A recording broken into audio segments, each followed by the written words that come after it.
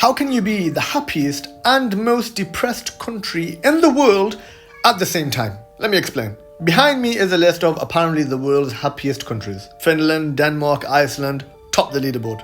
Now it just so happened that these same countries, which were in the world's happiest list, are also in the world's largest consumers of antidepressants. How is Iceland number 3 as the happiest and number 1 as the most depressed? If we compare the graph side to side, most depressed, happiest, apparently.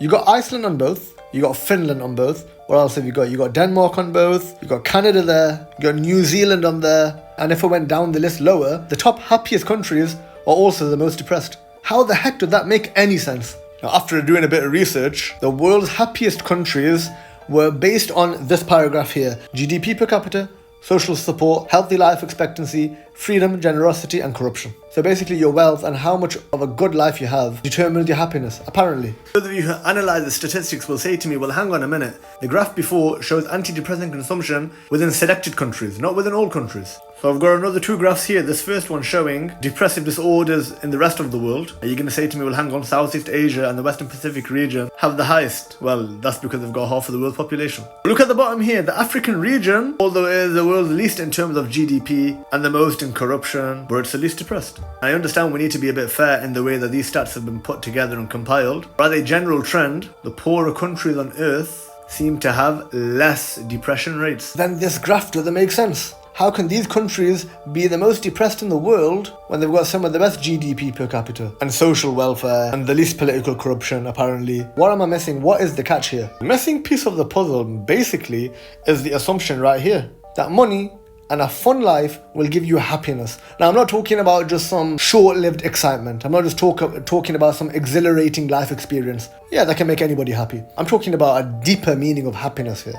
I'm talking about contentment with life, tranquility, peace. Your mind is at peace. That is a flawed assumption. How many of the world's wealthiest people have we seen end themselves? How many people have we seen who we thought have the best life? Lifestyle, the money, the women, the houses, the cars, free time, the body, the appearance, whatever, you name it, they've got it, and they're not happy. You think there must be something missing here.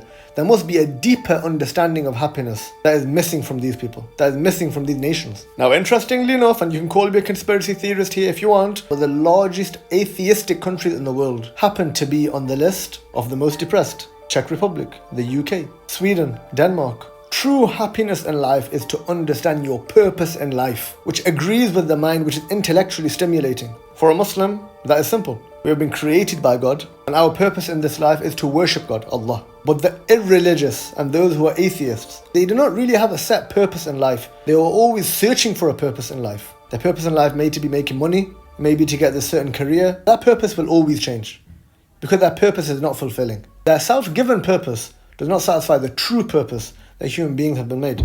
And that constant soul-searching, that constant doubt, that constant feeling of being unsure and not knowing who you really are, it can never lead to contentment. It can never lead to true happiness. And that's why, as much as they would like to fool you, an increase in GDP per capita does not necessarily mean that you're going to be happy.